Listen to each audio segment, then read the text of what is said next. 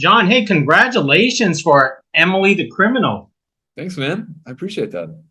Hey, not a problem. I saw this straight out of Sundance, and this is one of the better films coming out of that festival. And I'm so glad that the whole world's going to get the chance to see it. Yeah. Yeah. Thanks for watching at Sundance. Hey, not a problem. So tell us where the original idea came from for Emily the Criminal. Man, I got out of grad school. I had a crazy amount of debt and I felt really stressed out. That's really where it came from. And I knew that other people felt the same way throughout the country.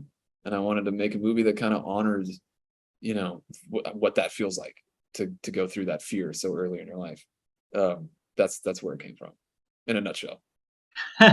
So do you see your story as sort of like a story about a life of crime or the disillusionment of the American dream?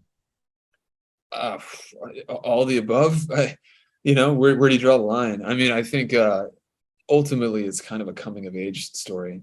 Social issues aside and crime aside, I feel like it's actually just about someone discovering who they are and what they're good at and what they like to do and what they'll probably continue doing. I would put that first before the crime element and before like the social issues element. I think it's just kind of a coming of age student loan thriller. There we go. Yeah.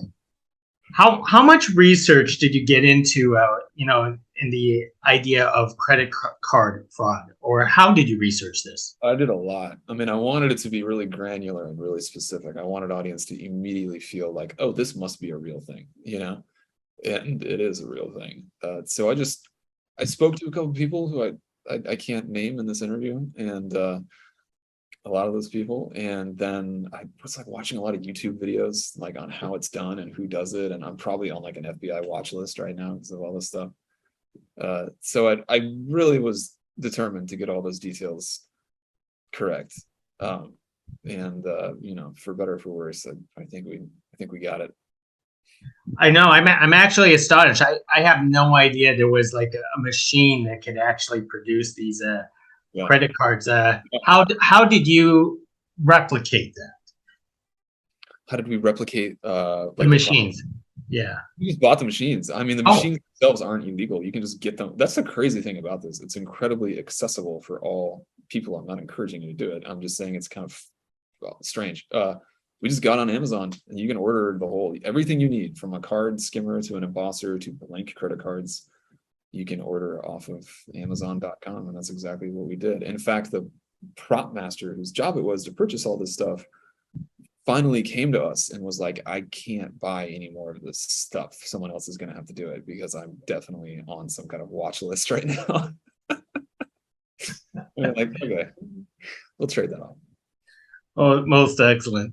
Yeah. Uh, Now, Aubrey Plaza is known for her, her comedic talents, but of course, sometimes she also get into these dramatic roles. Tell us about why she's perfect for this role, despite her. I want to say her sarcastic attitude sometimes. Aubrey is incredibly determined. I mean, when she wants something, she just get out of her way. And she's so focused and so like tireless.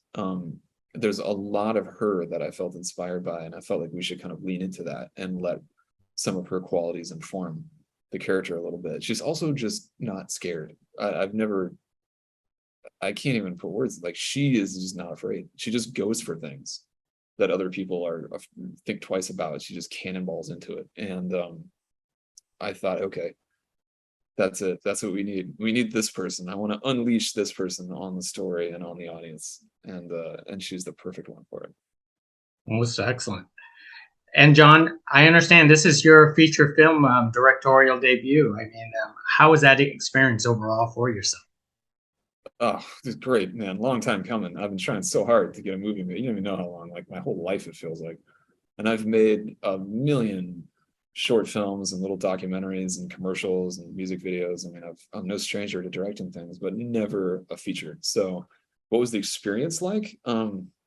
Like a dream that I kept expecting to wake up from. I had been envisioning it and hoping for it for so long that when it was finally happening, I just like believe it. I still can't believe it. So I'm grateful.